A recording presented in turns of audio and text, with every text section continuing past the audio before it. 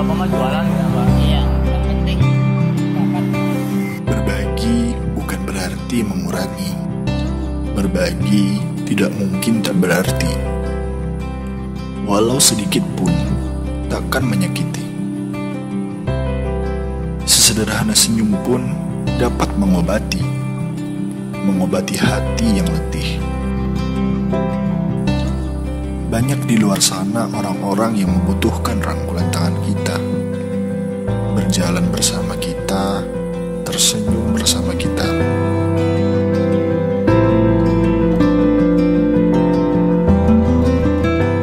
Kita doakan semoga sukses dan bisa lancar dari ilmu. Semoga Tuhan beri rezeki yang banyak. Saya doakan semuanya diberi kesehatan, panjang umur, selamat dunia akhirat. Mari kita sisihkan beberapa kenangan manis pada mereka yang juga masih saudara kita yang nantinya akan membawa kita naik ke surga.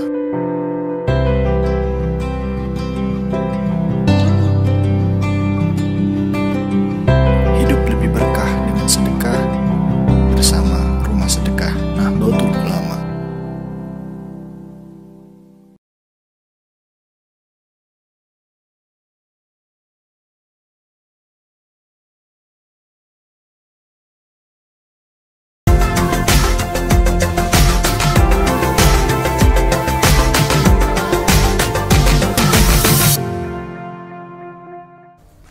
Assalamualaikum warahmatullahi wabarakatuh. Waalaikumsalam warahmatullahi wabarakatuh. Ya, apa kabar nih teman-teman semuanya, penonton setia YouTube Rumah Sedekah NU. Alhamdulillah pada malam hari ini kita dapat berjumpa kembali dalam acara Ngopi Seni Ngolah Pikir Santri Entrepreneur Nahdien bersama Bank Jatim Syariah dan Rumah Sedekah NU.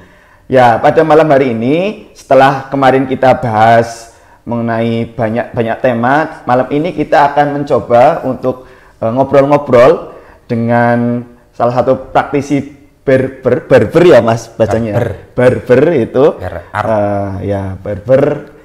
yaitu Mas Muhdil Umam. Ya. Oke, Mas Muhdil Umam, selamat datang di Rumah Sedekah NU Mas. Ya, nama saya Gus Ma'ruf Mas. Ya, Muhdil Umam. Loh. Siap.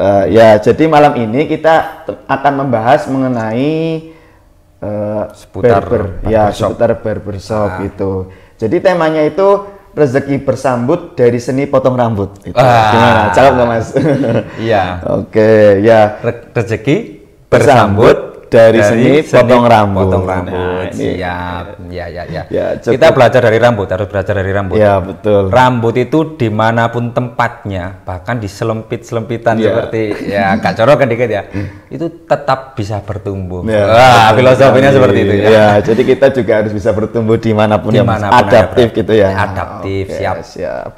Jadi Rumah Sedekah NU ini selain acara malam Kamis seperti ini Mas, jadi malam Kamis kita ada podcast, kita juga ada program-program sosial lainnya Mas, kayak semisal nanti ada santunan dan kita sedekah on the road gitu, door to door gitu ya? Ya, door to door atau di jalan-jalan ketika kita menemukan orang-orang yang memang sangat membutuhkan, kita di situ ngasih sembako dan lain-lain. Selain itu kita juga ada pendidikannya juga Mas, ini ada Pondok Pesantren Mambaul Ulum.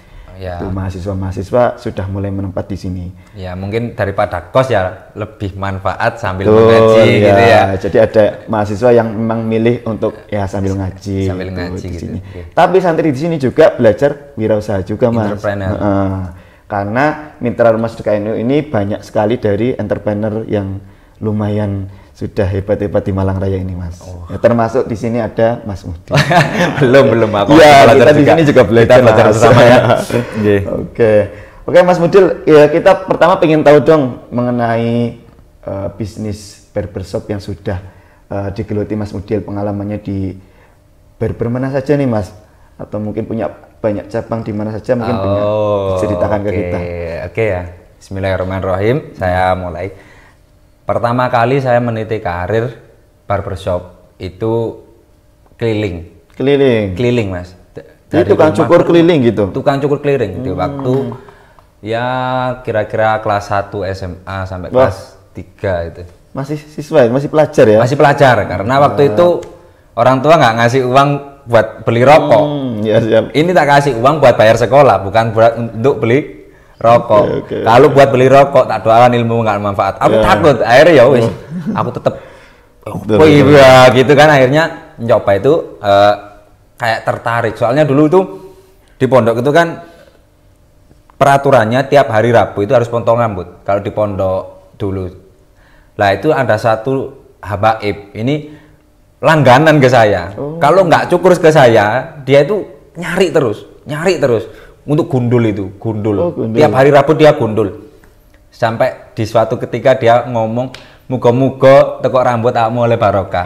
Lah, akhirnya doanya itu dijabai oleh Allah Subhanahu wa taala. Alhamdulillah ya ini sampai ini. Terus ke barbershop itu setelah lulus nyoba ke melamar ke barbershop sambil belajar apa sih barber itu, dan alhamdulillah di beberapa brand terkenal seperti Pullman yang paling sahur di Malang itu aku juga pernah kerja, di MS Glow, Tidar juga pernah kerja juga, dan beberapa barber yang lain, Raja Cukur juga pernah masuk ke sana, Cut Prima Jasa Pola juga pernah. Ya, itu. Siap. Udah brand-brand terkenal di Malang ini tentang barbershop ya. Ya, dan sekarang itu Mas Mudil ini juga punya barbershop sendiri atau bagaimana Mas? Atau untuk barbershopku alhamdulillah dikasih rezeki tutup. Wah, gitu. Ya. Jadi bukan cobaan, ini rezeki karena apa? Betul. Pada waktu itu kan corona kan begitu kejam kan ya. Terus kita itu dikasih cobaan seperti itu, akhirnya tutup. Dan setelah ini tapi saya dikasih ide-ide baru sama Allah Subhanahu wa taala, yaitu mengembangkan di bidang kursus atau di bidang mentoring, istilahnya seperti itu. Jadi sekarang saya membawai 3 barber sekaligus, tapi bukan punya saya sendiri. Kita bermitra dengan orang lain, yaitu pertama lebih fokusnya ke santri-santri sih sebenarnya, yaitu di Kabhama itu punyanya alumni Baruma Firoh. Yang kedua di Ponpes Asadili, itu Ponpes Al-Quran. Di dalamnya karena santri nggak boleh keluar, akhirnya di dalamnya kasih barber. Ya, yang ketiga barber umum yang bertempat di SPBU Pakis, itu ada Louis Barbershop. Nah, aku juga sekarang lagi ngajar di sana.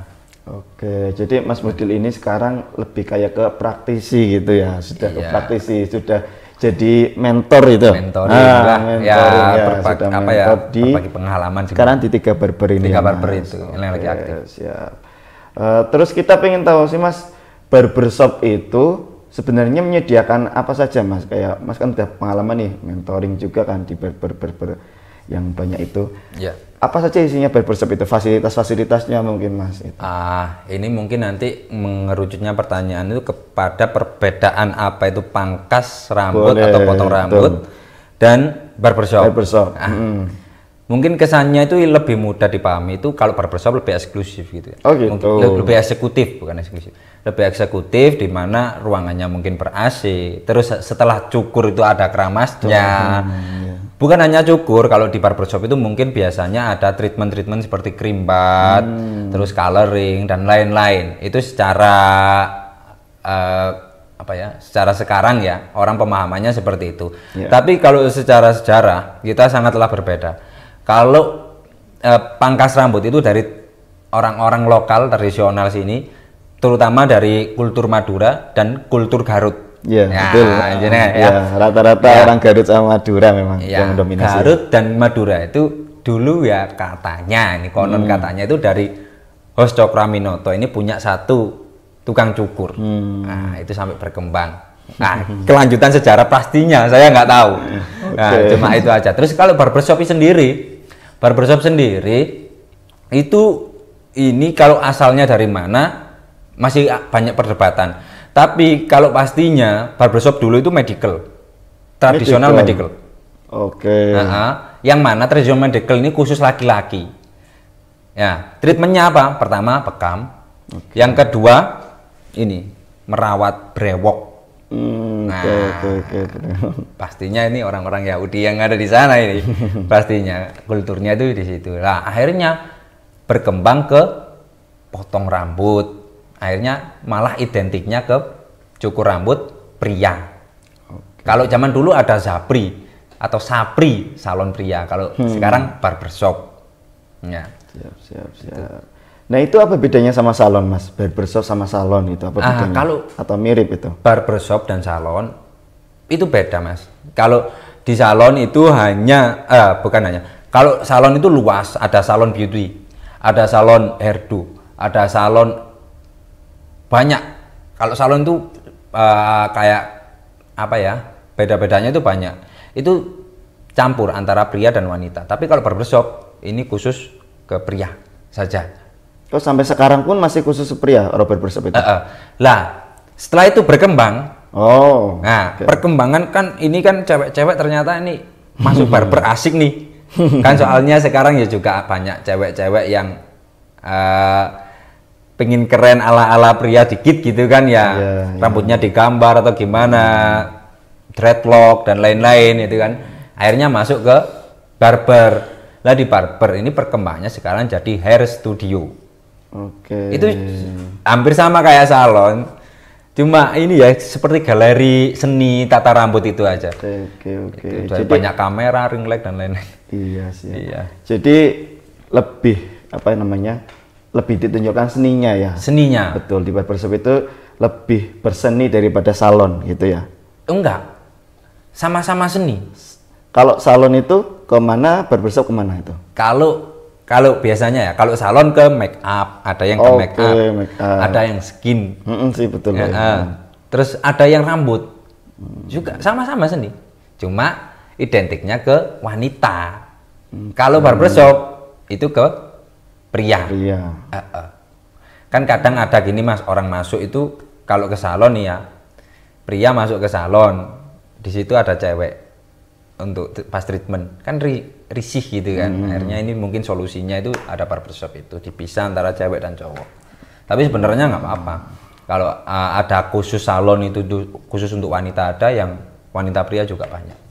Tapi perkembangan sekarang barbershop itu cewek pun sudah banyak yang ke barbershop ya, Mas? Iya, jadi cowok banyak ke salon untuk treatment-treatment yang lain. Biasanya itu kalau treatment seperti treatment perming ataupun perming itu keriting ataupun pelurusan, smoothing itu lebih cowok pun lebih seneng ke salon biasanya. Soalnya lebih terbiasa mungkin daripada ke barber. Ya kalau di hair studio waduh sudah lengkap di sana. Jadi kayak style-style rambut gitu ya. Iya. Di barbershop. Yang sekarang lagi viral apa, Mas? Hair knit. Enggak, yang di TikTok itu cepmek kalau cepmek ini wah, ini bisa nggak, Mas? Itu barber ya inilah Mas tangani itu. Kalau potong rambut cepmek ini sebenarnya nggak ada. Banyak istilah model rambut yang sebenarnya nggak ada di akademik ini. Pelajaran barber ini nggak ada gitu ya. Kayak salah satunya cepmek ya, cepak mekar. Cepak itu pendek, mekar itu. Ya, itu ini buat pengetahuan teman-teman semua ya di sini ya. Buat guyonan saja. Ya, jadi kalau di barbershop itu sebenarnya nggak ada istilah tadi cepmek, itu cuma buat mungkin kayak guyonan aja ya. Itu teman-teman tentang barber dan barbershop. Nah, Mas Mudil ini ya sudah berpengalaman di bidang barber ini, barber dan barbershop. Barber itu yang ada di barbershop ya, tukangnya gitu Barberman. Ya. Barberman namanya. Ya. Dan barbershop itu ya usahanya. Outletnya. Ya, setelah ini akan kita bahas lagi, akan kita obrol-obrolkan lagi tentang profesi barberman itu lebih detail lagi. Jadi teman-teman setelah iklan satu ini jangan kemana-mana, kita akan ngobrol tentang barberman itu lebih detail lagi setelah yang satu ini.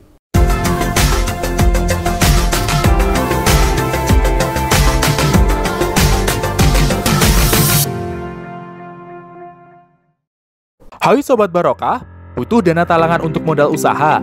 Jangan khawatir, pembiayaan piutang IB Barokah solusinya. Keunggulannya, jangka waktu maksimal 12 bulan, maksimal pembiayaan sebesar nilai invoice, perlindungan asuransi syariah, dan pemberian diskon atas ujroh wakalah penagihan transaksi. Informasi lebih lanjut kunjungi laman bankjatim.co.id atau kunjungi kantor cabang syariah maupun kantor layanan syariah Bank Jatim. Usaha semakin barokah bersama Bank Jatim Syariah.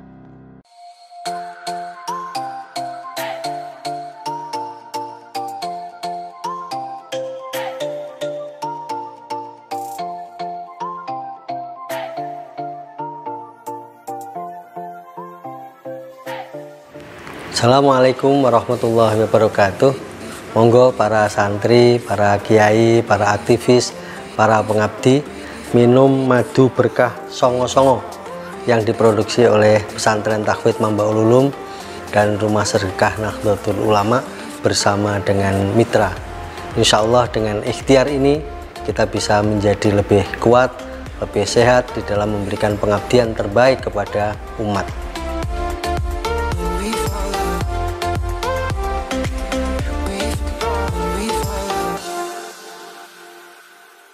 Hai Sobat Barokah, kini kamu bisa melakukan pembayaran dengan virtual account Bank Jatim di aplikasi Oppo Mart. Caranya, buka aplikasi Oppo Mart, pilih produk yang kamu inginkan, masukkan alamat penerima dan pilih jasa pengiriman, kemudian pilih cara bayar dengan virtual account Bank Jatim. Gampang banget kan?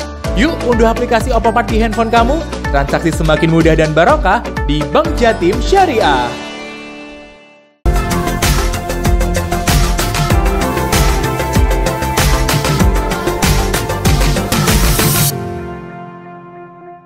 Oke, kembali lagi dalam acara Ngopi Seni, Ngolah Pikir Santri Entrepreneur Nahdien bersama Bank Jatim Syariah dan Rumah Sedekah NU. Ya, teman-teman semuanya, kita masih di acara podcast Ngopi Seni yang pada malam hari ini kita khusus menghadirkan praktisi barberman, ya, yaitu Mas Muhdil, masih di samping kanan saya. Kita di sesi kedua ini akan mengobrol banyak tentang profesi barberman itu seperti apa. Itu profesi barber. Oke, profesi barber itu seperti apa? Ya, jadi yang pertama saya pengen tahu nih Mas, atau mungkin teman-teman juga di sini pengen tahu banyak apa bedanya barber sama tukang cukur. Maksudnya ini mungkin secara nanti profesinya, personal handle-nya mereka ya? itu ngapain aja dan bedanya itu apa? Yang membedakan, yang paling paling kelihatan bedakan antara barber sama tukang cukur itu apa sebenarnya Mas? Oke. Yang kalau barbershop itu mungkin lebih ke nyeninya Mas. Nyeninya. Soalnya di barbershop itu identik dengan potongan gradasi, cukuran gradasi. Gradasi itu mulai dari warna yang memudar. Jadi membuat pola gradasi itu di sini. Ya, kelihatan kayak wah, pure gitu. Paduan warna. Nah, paduan warna. Lah mungkin kalau pangkas rambut sendiri dulu itu cuma orang rambut panjang kepingin bisa ditata sendiri di rumah, ya udah potong aja gitu. Potong hanya potong itu lah. Tapi sekarang pangkas rambut sendiri sudah meningkat ke arah sana, sedangkan barbershop sendiri sudah meningkat ke arah hairstylist. Barber sendiri sudah meningkat ke arah hairstylist. Gitu. Oke, berarti kayak jadi keseninya, seni. Jadi lebih keseninya kalau barber, kalau pangkas untuk merapikan aja. Oke, jadi kalau barber itu memang lebih ke seninya. Teman-teman yang pengen rambutnya punya hairstyle yang sesuai yang dengan kekinian, kontur kepalanya, sesuai dengan keinginan seperti apa. Nah, ini sangat cocok kalau ke barbershop gitu. Jadi kalau ke barber itu bayar mahal-mahal, jangan customer yang diagnosa. Oh, gitu. Biar tukang cukur aja diagnosa. Jadi kalau sampean ditanya model apa, cokmek gitu ya, enggak, jangan-jangan gitu. Jadi harusnya pertanyaannya itu, ini mungkin masukan bagi para barberman juga ya. Keluhannya seperti apa? Ya. Keluhannya, aku sebenarnya Mas kepingin potong cokmek, tapi rambutku pendek, bisa nggak Mas? Nah, gitu. Jadi nanti diperiksa dulu kontur kepalanya bagaimana, ada tonjolan atau enggak, rambutnya udah panjang, teksturnya. Jadi sampai gitu juga. Iya. Itu kalau barber. Oh, barber iya sih. Mengidentifikasinya atau mendiagnosanya seperti itu. Jadi kalau misal barber itu tanya tadi mau cukur seperti apa, itu kesalahan sebenarnya ya? Bukan kesalahan fatal sih, cuma lebih etisnya nanyanya gitu. Karena ibarat kalau orang sakit itu kita itu dokter. customer itu Dokter orang yang rambut ya sakit. ini ya. Iya. Oke, barber itu dokter rambut nih kata Iya. Mas Mudil. Dan kalau tukang cukur itu kan biasanya tanyanya cukur seperti apa gitu. Nah, itu cukur seperti apa? Benar sekali. Jadi biar membedakan antara tukang cukur sama barber tadi itu ya. Jadi nanti sudut pandangnya Seperti kita itu. lihat itu dari ini juga, Pak. Face wajah, kontur kepala, tekstur rambut, terus profesinya seperti apa, orang ini kepribadiannya seperti apa, itu cocok nggak? Seumpama dosen mau dipotong moha ini gimana kan ya? Oke. Kan gitu. Jadi pertama ditanya-tanya dulu atau bagaimana itu, Pak? Iya, tanya-tanya dulu. SOP-nya, standar operasional kerjanya itu kita itu sharing dulu. Yang mahal itu di barbershop itu sebenarnya bukan apa-apanya, sharingnya itu tadi. Sharingnya. Oke. Sharingnya itu tadi. Setelah itu selesai sharingnya, sambil kerja mungkin kita bisa curhat. Biasanya kalau curhatnya itu gratis ya. Iya. Jadi proses mendiagnosisnya itu yang Iya, ya berbeda dari tukang cukur sehingga mungkin ya ada biaya yang lebih kadang kalau di barber itu kan. Itu. Tetapi kalau di Malang ini ya sudah agak menengah mulai murah sampai ke atas ada semua. Ada semua ya. Jadi teman-teman kalau tertarik ke barber dan pingin hairstyle yang seperti apa cocok nih kalau ke barbershop gitu ya. Nah terus kalau pendidikan nanti kan berbeda ya Mas dengan tukang cukur ya, pastinya ada SOP-nya dan lain-lain. Apa ada pendidikannya untuk barberman tadi? Alhamdulillah sekarang sudah banyak sekali tempat kursus ya. Gitu. Saya sendiri juga buka kursus privat juga. Oh gitu. Iya seperti itu. Tapi di tempat lain juga banyak. Lah barber ini kan biar akademik ini mulai dari belajar pola tata potong rambut itu ada. Terus belajar megang gunting yang benar itu seperti megang apa. Gunting. Itu ada akademiknya semua. Jadi untuk teman-teman yang mungkin tertarik di dunia barber ya, asik di dunia barber itu, banyak relasi pertama. Karena setiap hari kita ketemu dengan orang yang berbeda. Terus di sela-sela kita nyukur, kita mendengarkan cerita-cerita orang yang berbeda. Kita bisa introspeksi, kita bisa belajar. Betul. Itu menariknya di dunia barber. Terus lagi kita nggak kotor gitu loh. Dunia barber tuh kita nggak kotor, jadi kalau mau apa nih, misal sholat ya, misal santri ya biasanya sholat itu mau sholat nggak perlu beres-beres dulu atau gimana, atau ganti kostum kan nggak perlu ya, nggak perlu bisa sholat aja sudah bisa. Kalau yang namanya terutama yang penghafal Al-Quran itu sambil nunggu customer kan bisa deres gitu. Akhirnya ya itu tadi, dulu aku disetujui orang tua ya karena itu, sepulang dari pondok aku jadi barber, disetujui orang tua karena kefleksibelan. Oke, jadi profesi barber ini ya, jadi fleksibel gitu ya teman-teman. Betul, fleksibel dan efisien itu. Kalau semisal dan ini cocok kalau teman-teman yang mungkin di Sambi apa. Dan profesi barber ini juga tadi di sela-sela bekerja dapat banyak ilmu ya Mas. Iya, dari bisa orang-orang baca, yang datang ke kerjaan yang lain tuh bisa gitu. Gitu. Jadi itu ya keunggulan dari barber, menjadi seorang barberman gitu. Oke, kalau menurut Mas Mudil ini semenarik apa sih profesi barber itu Mas?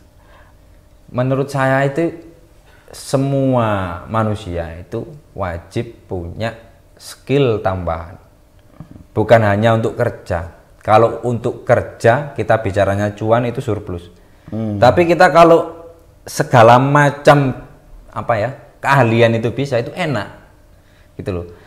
Kalau barber itu sekarang gini, coba dihitung ya Mas ya, sampean nggak bisa nyukur ya, tapi sampean punya 4 orang anak laki-laki, 1 kali masuk barber 4 anak ini tadi sudah berapa uang yang dikeluarkan? Sekarang standarnya barber 50.000 ya? 50.000, 200.000 200.000 buat kursus ya. Mungkin 10 kali cukuran ini sudah bisa buat kursus potong rambut gitu loh. Gitu. Nah sedangkan sampean sendiri bisa nyukur enak gitu. Ya itu pentingnya teman-teman kalau semisal menambah skill, menambah skill tentang barber. Ya mungkin tertariknya ke situ. Terus lagi ya itu tadi di barber itu ketemu banyak orang, terus kita itu gaul gitu lah. Gaul gitu, kesannya itu orang tuh kayak oh wis wong duit-duit terus. Padahal juga mesti kan gitu. Siap. Gitu. Jadi itu menariknya profesi barber, teman-teman. Setidaknya kalau semisal kita tidak punya barber shop pun kita bisa manfaat punya skill, utamanya untuk orang-orang sekitar kita kayak tadi kalau semisal sudah punya anak atau punya teman yang dekat dengan kita bisa itu kan kita tangani sendiri. Gitu. Kalau teman ya udah bayar lah. Ya. Kalau sana pemilihan mungkin. Siap. Dan Mas Mudil ini juga buka tadi kursusan. Ya, alamatnya di mana, Mas? Alamatnya di Sukoanyar, Pakis, Malang. Oke, Pakis teman-teman. Pakis. Oke. Tapi saya itu lebih ke panggilan sih, ke barber gitu. Kalau nggak gitu privat ke rumah-rumah. Oke, gitu. Berikutnya Mas, kita pengen tahu nih kan tadi Masnya itu kan juga dulunya santri gitu kan ya Mas? Okay. Santri ya. Okay. Dan sekarang santri-santri di pondok pun, utamanya santri-santri cowok gitu kan, juga ya rutin kan potong rambut gitu. Biasanya kalau rambutnya gondrong juga ada beberapa ustadz atau kiai yang menegur kan. Gitu. Nah itu santri bolehkah menjadi barber? Bagaimana menurut? Sangat-sangat boleh. Dan peluangnya bagaimana? Dan peluangnya kalau menurut saya itu sangatlah bagus Mas. Okay. Santri jadi barber. Karena barber itu tidak mengganggu identitas asli kita Mas. Okay. Seumpama kalau ini diaminkan malaikat ya alhamdulillah. Seumpama saya kiai ya, terus di sela-sela ngajar saya nyukur. Menurut sampean ada gangguan nggak di profesi kiai ini tadi? Ya enggak sih, kalau semisal ustadz lah minimal ustadz lah. Kalau kuda kiai kan nggak mungkin nyukur ya. Kalau ustadz lah ya kan nggak ada kan ya. Jadi kan kita santri menurut saya kalau jadi barber itu lebih enak, bukan jadi barber ya, bukan harus jadi barber, punya skill barber itu lebih enak ya. Seperti di beberapa pesantren yang saya adakan barber di dalamnya ini ya, itu kan mereka ini santri-santri lah, kebanyakan mereka ini sudah belajar potong rambut sendiri sebelum mengarah ke belajar yang lebih serius. Bahkan santri-santri ini gitu. Saya juga dulu asal muasalnya ya belajar ke teman-teman santri sendiri. Terus akhirnya sekarang di Asadili, di Parumafira itu sudah ada barber di dalamnya. Biar ya itu tadi kalau pasti lagi ditegur ustadz, lambungnya kurang rapi. Langsung ada di situ ya. Ladang hikmahnya juga bisa jadi nilai plus. Kan jadi kalau di pondok itu hikmah. Saya bermulai ya juga dari hikmah. Motong teman sendiri, akhirnya didoakan seorang habib ya, akhirnya ya jadi sekarang ini alhamdulillah. Terus fleksibel tadi bisa disambi dengan kegiatan yang lain, kegiatan ibadah ataupun kegiatan kerja yang lain. Betul. Oke, jadi seperti itu teman-teman, utamanya teman-teman santri sini, teman-teman santri Mambaul Ulum ini mungkin nanti ingin belajar karena ternyata menjadi barber itu ya berpeluang besar dan akan membantu kita atau membuat kita punya skill untuk ya motong rambut dengan hairstyle itu. Dan ini akan bermanfaat tentunya untuk orang-orang sekitar kita atau mungkin bonusnya mungkin teman-teman santri bisa buka barbershop itu juga nanti akan menambah income gitu. Mungkin kalau sekarang saya kembali bertanya kepada Masnya. Oke, tanya nih. Kalau semenarik ini menjadi seorang barber dan banyak barberman sekarang yang kaya naik motor Alphard juga banyak. Iya. Di rumah sedekah kira-kira bisa mencarikan dalilnya nggak kena zakat atau tidak? Ini nanti buat segmen selanjutnya mungkin ya di pengajian Ustadz itu aku nitip pertanyaan seperti itu mungkin mumpung lagi bahas. Ya. Ini zakat buat barber, profesi barber, profesi tukang cukur yang memang sekarang pendapatannya memang udah bahkan ada yang satu kali cukur itu 500.000, 300.000 ada banyak. Oke ya, masa kan nggak kena zakat jadi nanti pedagang kaki lima iri dong mereka kena zakat padahal tentu saja kena Mas. Iya tapi kan harus ini dalil-dalilnya ya, tentu saja ada dalil-dalilnya gitu ya mungkin di ngaji atau di podcast berikutnya bisa dibahas itu. Mumpung podcast di pondok nih guys, kita tanya aja. Siap. Oke. Kemudian ini Mas, tadi kan barbershop. Barbershop itu kan lebih bisa dibilang memang lebih mahal ya dari tukang cukur biasa, dari potong rambut biasa, perasan biasa, relatif lebih mahal gitu. Nah, gimana sih kan tadi Mas juga mentoring dan melatih barber itu untuk bisa berkualitas maksimal, baik itu dalam melaksanakan kerjanya ataupun dalam promosi gitu, ya kan? Bagian promosi juga nggak? Kalau barberman sendiri nggak punya kewajiban untuk promosi sebenarnya. Tapi dia diharuskan untuk menuangkan karya-karya terbaiknya itu aja. Yang paling yang pokoknya pelayanan maksimal mungkin itu dari mereka. Oke, gimana sih supaya konsumen itu tertarik Mas? Maksudnya kan ini ada tukang cukur ngapain ke barber? Dari gitu. segi marketnya, nyari market barber. Kalau sekarang era digital itu Mas, itu sudah nggak sulit lagi Mas. Oke. Jadi pertama kita edukasi customer itu sudah menjadi nilai plus. Customer itu merasa bahasa kita itu diuangkan gitu loh, kayak dihargai. Oh iya yo, mangkani regane sakmene. Wong anjene aku ambek diurui.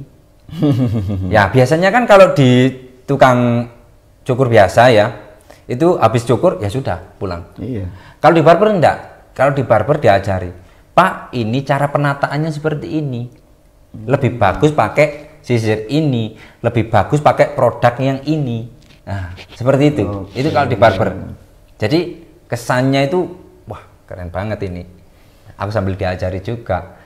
Kan biasanya kebanyakan sepulang dari tukang cukur nyampe rumah kok gini ya, di barber kok apik ya gitu. Sampai ada yang pernah bertanya ke saya, tukang cukur iku didungani ndek-endi kocone iku kok ben aku lek ngoco ndek ngene barber kok mesti ganteng. Itu mitosnya ada yang ngomong seperti itu. Padahal ya enggak. Itu tadi. Sampai di rumah jelek lagi. Karena mereka bisa nata. Begitu di rumah nggak bisa nata gitu. Siap. Jadi penataan rambut ini juga penting ya teman-teman. Iya, tadi diajarkan juga kalau di barber. Nah di barber nanti diajarkan. Jadi nggak menyesal nanti kalau sepulang dari barber. Jadi lebih baik ke sisiran ke kanan atau ke kiri kalau mau rapi. Kalau mau foghak yaitu diangkat. Angkatnya pakai apa? Pakai produk pomade ataukah clay ataukah wax ataukah gel itu. Wah sangat banyak sekali itu. Jadi mungkin di TikTok atau di mana-mana itu banyak. Terus masalah marketing itu tadi kalau menurut saya Mas ya, kita harus pertama itu cari tempat yang strategis. Tempat yang strategis untuk tukang cukur itu paling strategis ada 2 tempat, yaitu area pendidikan dan area militer. Oh iya betul, militer ini ya. Kalau area militer wah pasti mereka 2 minggu sekali pasti cukur dan potongannya nggak aneh-aneh, nggak perlu pomade. Iya ini enak ya. Iya enak. Itu. Jadi nanti kuantitinya yang diperbanyak. Jadi lebih tepatnya kalau di area militer itu jangan barbershop, pangkas rambut aja. Pangkas rambut. Oke, iya betul. Soalnya mereka nggak usah hairstyle ya. Iya. Emang udah. Baru kalau di area kampus seperti di sini ini di daerah Dinoyo, Malang Dinoyo ini, wah ini bagus. Makanya Malang itu banyak barber karena Malang itu kota pendidikan. Iya betul sekali. Ya seperti itu teman-teman, kita tadi sudah berbicara banyak tentang profesi barber ya teman-teman. Nanti mungkin barangkali tertarik. Setelah ini kita akan bahas mengenai kiat-kiat bagaimana sih menjadi barber yang baik dan kiat-kiat membangun usaha barbershop mungkin nanti atau yang lain-lain. Pokoknya nanti kita akan bahas kembali setelah pesan yang satu ini.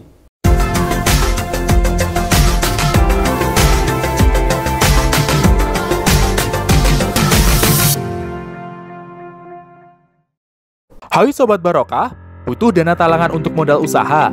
Jangan khawatir, pembiayaan piutang IB Barokah solusinya. Keunggulannya, jangka waktu maksimal 12 bulan, maksimal pembiayaan sebesar nilai invoice, perlindungan asuransi syariah, dan pemberian diskon atas ujroh wakalah penagihan transaksi. Informasi lebih lanjut, kunjungi laman bankjatim.co.id atau kunjungi kantor cabang syariah maupun kantor layanan syariah Bank Jatim.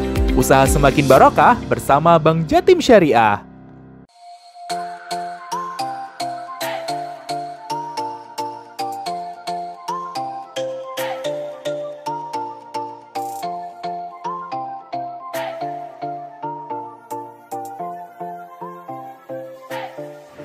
Assalamualaikum warahmatullahi wabarakatuh. Monggo para santri, para kiai, para aktivis, para pengabdi minum madu berkah songo-songo yang diproduksi oleh Pesantren Tahfidz Mambaul Ulum dan Rumah Sedekah Nahdlatul Ulama bersama dengan mitra. Insya Allah dengan ikhtiar ini kita bisa menjadi lebih kuat, lebih sehat di dalam memberikan pengabdian terbaik kepada umat.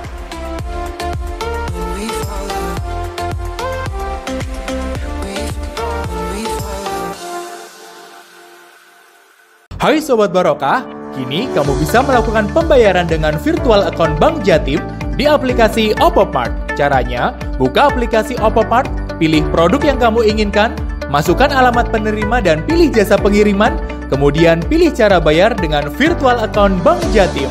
Gampang banget kan? Yuk unduh aplikasi Oppo Mart di handphone kamu, transaksi semakin mudah dan barokah di Bank Jatim Syariah.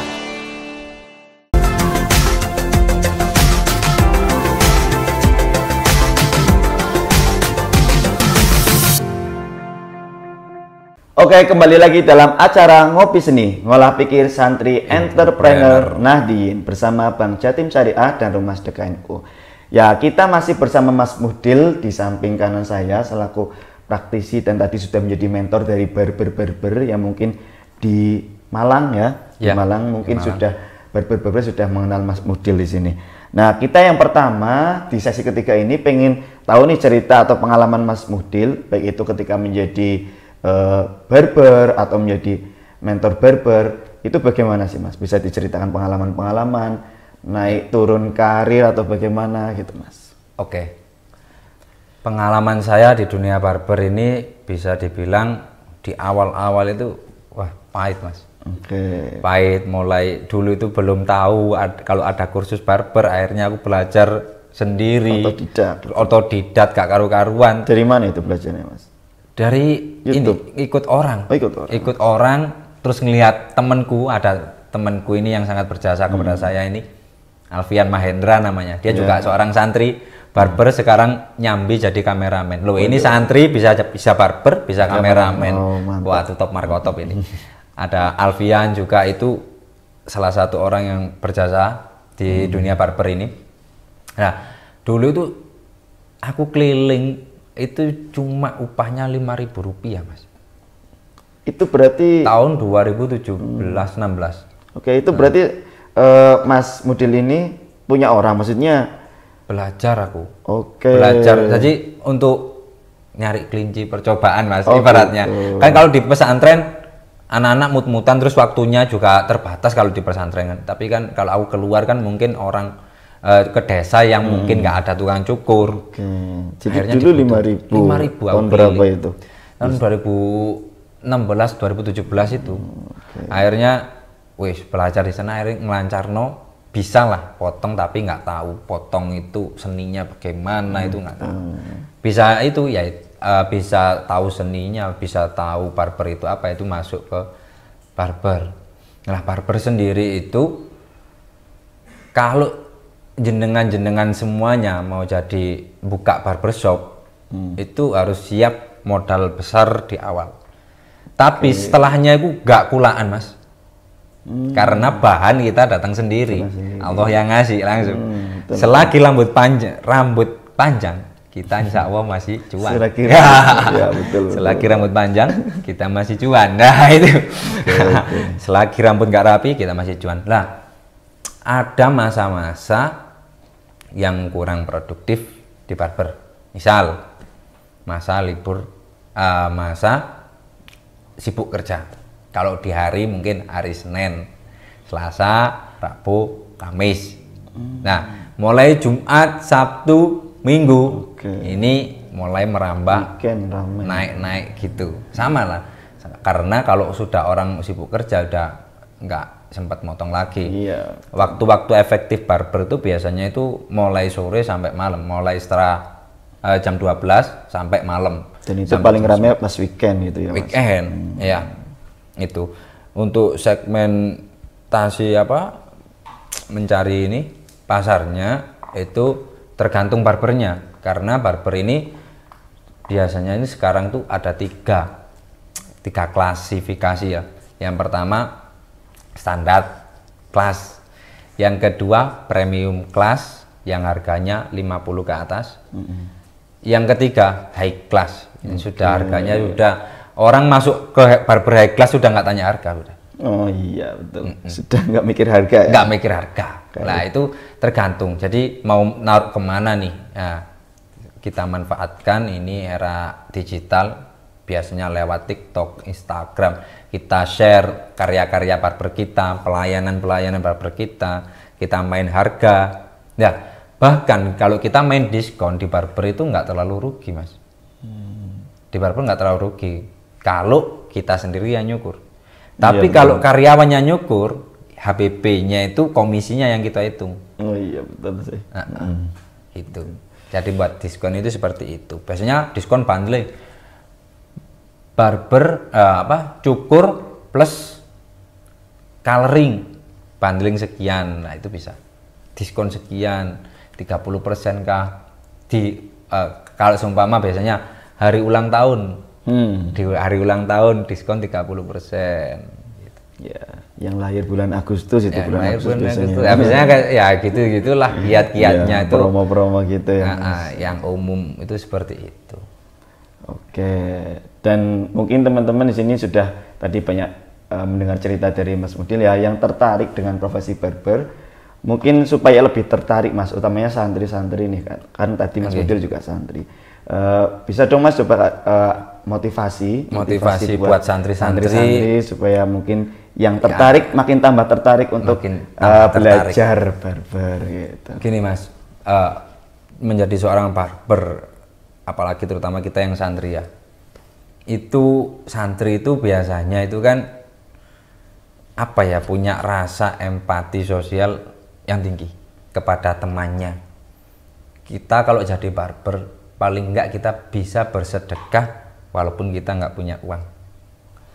Oke, betul. Manfaat ya, yang namanya orang itu kan anfa'uhum linnas kan.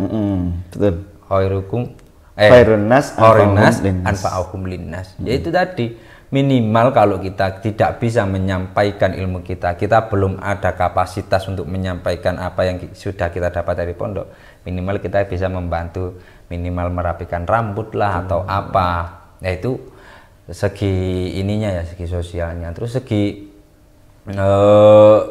kerjanya, itu tadi saya bilang, kemanapun tukang cukur tuh selagi dia bawa alat nggak pernah keluwen Mas.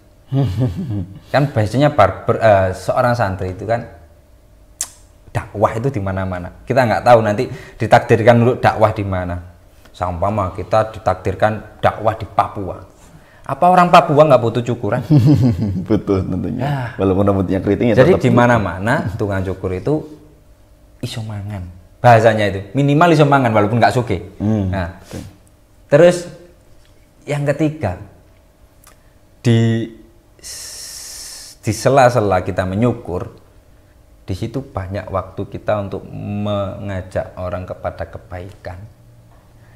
Malah cenderung apa ya, orang-orang customer barber ini dari semua kalangan itu masuk. Jadi kita ada waktu berdakwah di situ, menyampaikan sedikit-sedikit ilmu di situ.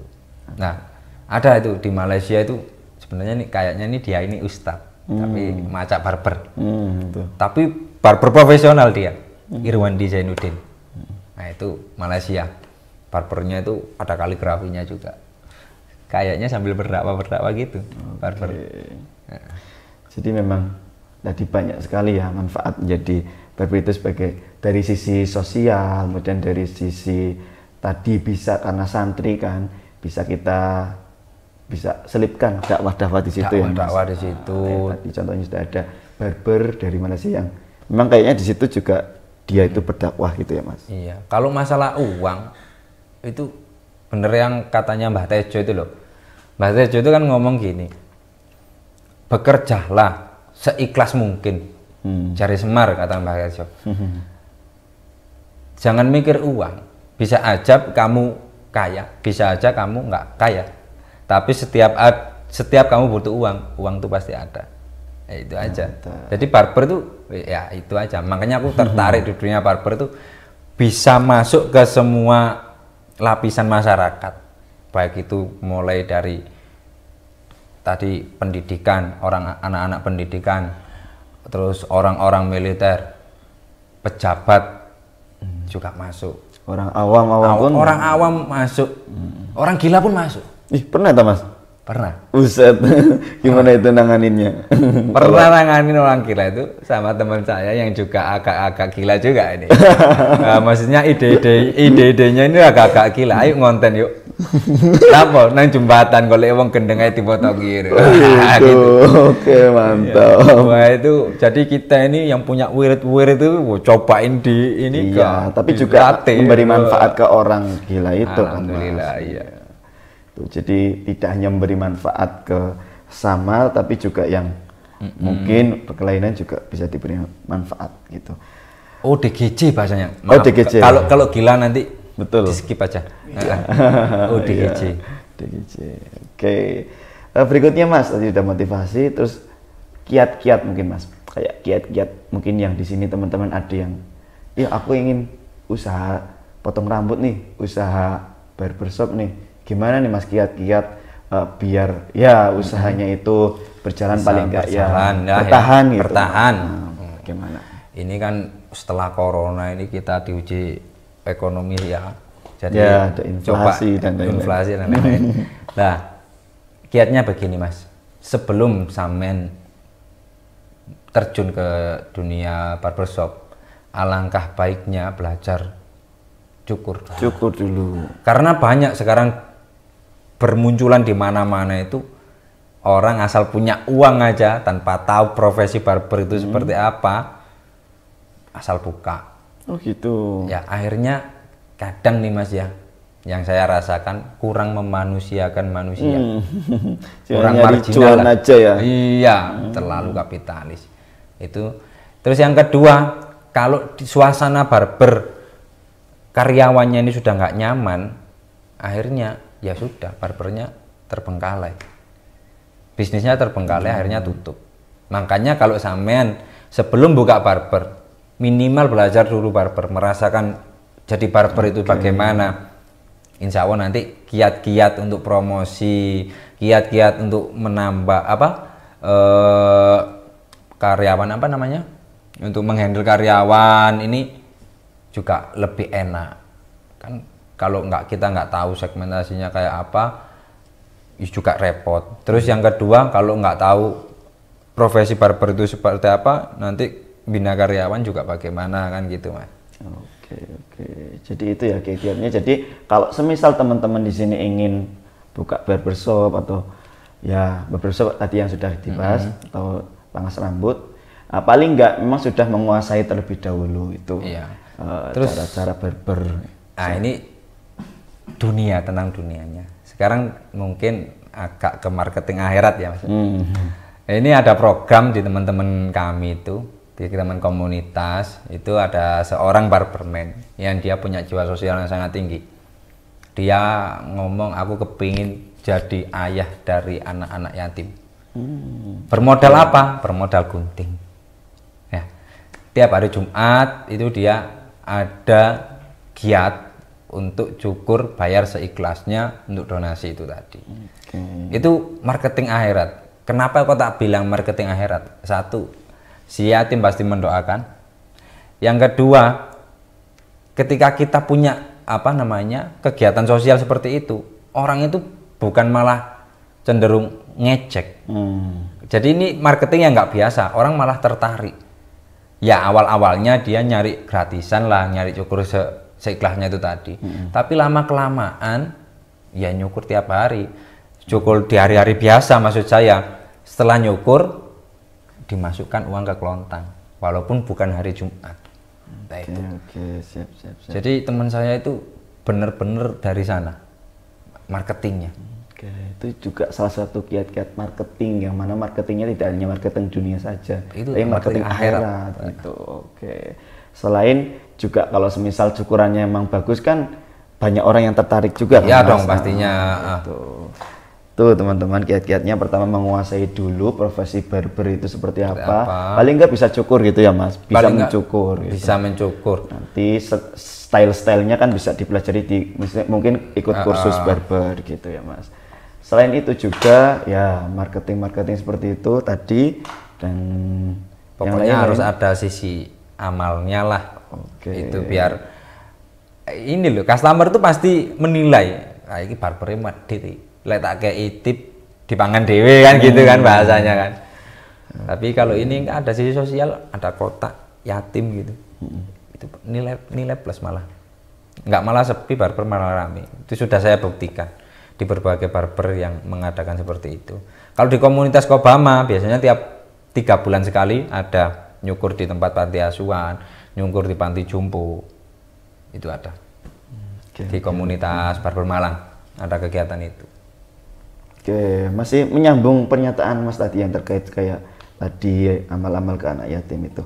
Karena kita kan rumah sedekah NU nih Mas di sini. Nah, lebih mungkin lagi ada wadahnya ya. Betul. Lebih enak.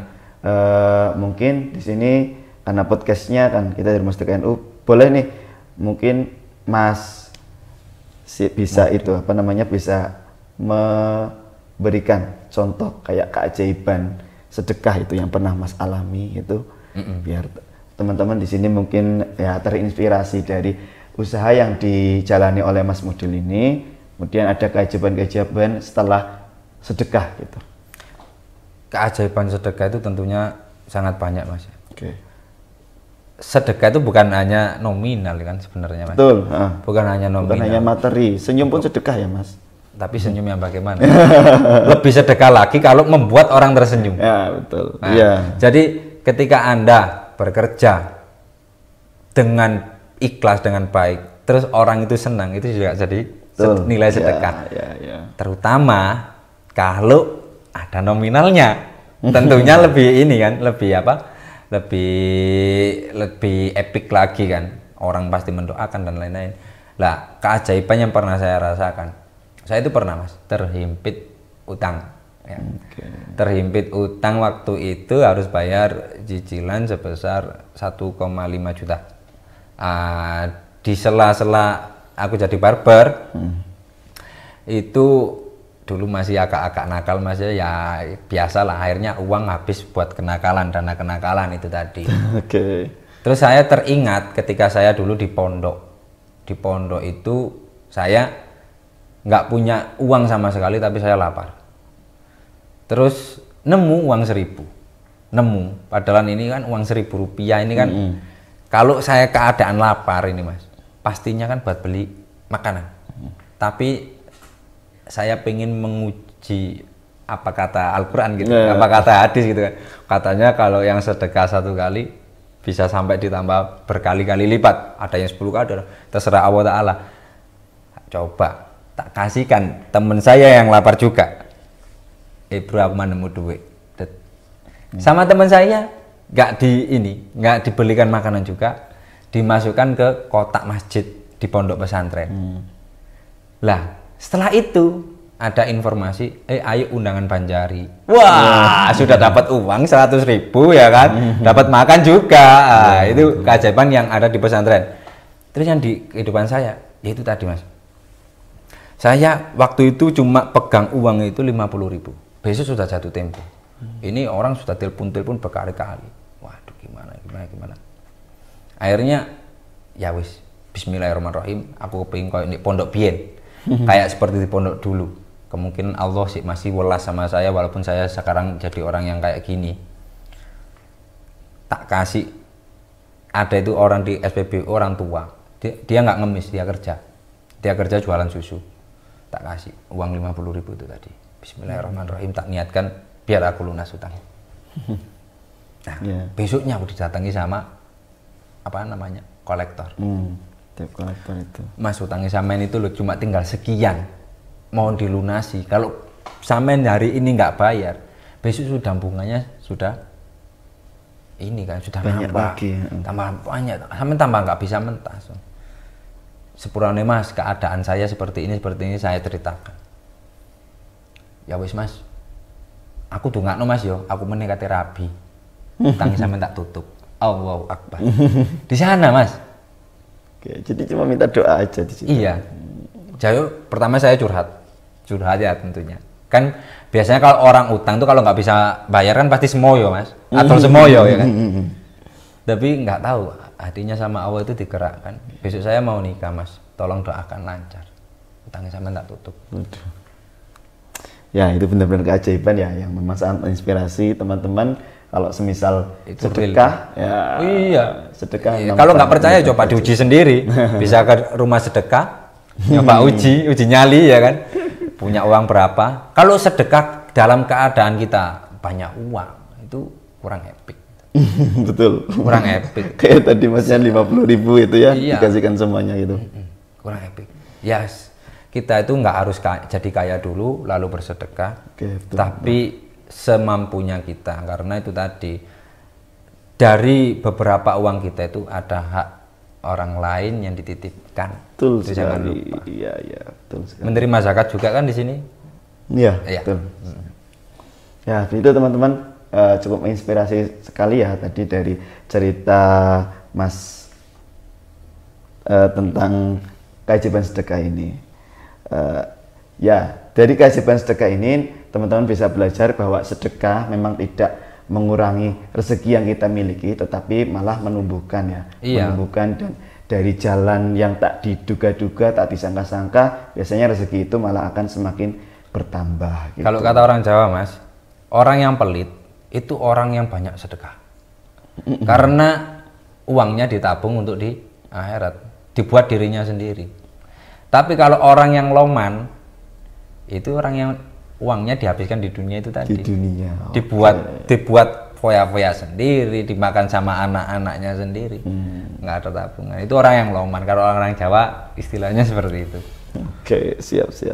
Ya, jadi teman-teman ya, kita di sini sudah 3 sesi. Tadi membahas yang pertama ada mengenai barbershop. Tadi kita udah kenalan barbershop itu apa, perbedaannya dengan pangkas rambut dan lain-lain. Kemudian tadi kita juga sudah belajar profesi barber itu seperti apa, profesi barber itu seperti apa, yang membedakannya dengan tukang cukur itu seperti apa, kiat-kiat usaha tadi juga sudah disampaikan oleh Mas Mudil ini. Kemudian tadi terakhir ada kita cerita tentang keajaiban sedekah, bahwa setiap usaha itu kalau diiringi sedekah insya Allah akan berkah. Akan berkah, amin. Oke. Itu saja yang bisa kita diskusikan atau kita obrolkan malam ini. Terima kasih banyak Mas Mudil malam ini sudah bisa berkenan untuk hadir, memberikan ya sedekah pada teman-teman, sedekah ilmu pada teman-teman malam hari ini ya. Ya, semoga lain kali bisa sambung silaturahmi ke sini lagi. Amin. Dan semoga usahanya semakin berkembang. Amin. Terima kasih. Ya, itu aja untuk malam hari ini, semoga bermanfaat. Kurang lebihnya mohon maaf. Terima kasih. Assalamualaikum warahmatullahi wabarakatuh. Waalaikumsalam warahmatullahi wabarakatuh.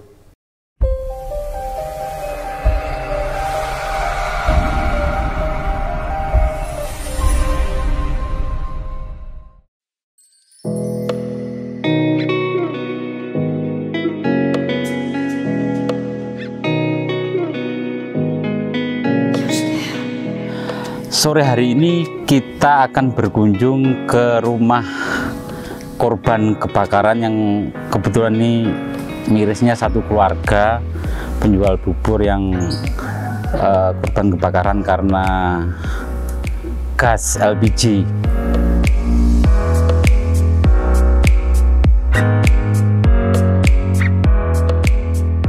Pas kena pada api tiba-tiba gitu.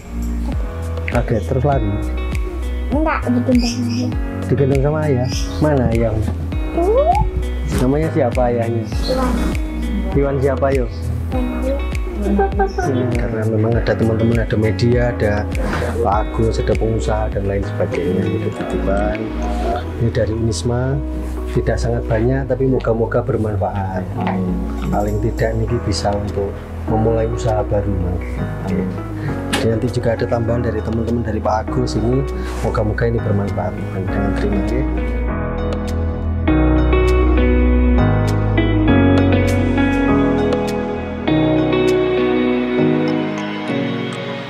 Terima kasih Bu Sadi. Ya, salim. Yang kita berharap semoga itu bisa bermanfaat, dan yang paling penting bantuan ini bisa menumbuhkan semangat yang bersangkutan untuk kembali bangkit, bekerja, bangkit untuk mencari bekal untuk ibadah kepada Allah Subhanahu wa Ta'ala. Pesan yang terakhir, kita semua jangan pernah lelah berbuat kebaikan, karena kebaikan itu tidak akan pernah lekang oleh zaman. Terima kasih. Wallahumma muwaffiq ila aqwamit thoriq. Wassalamualaikum warahmatullahi wabarakatuh.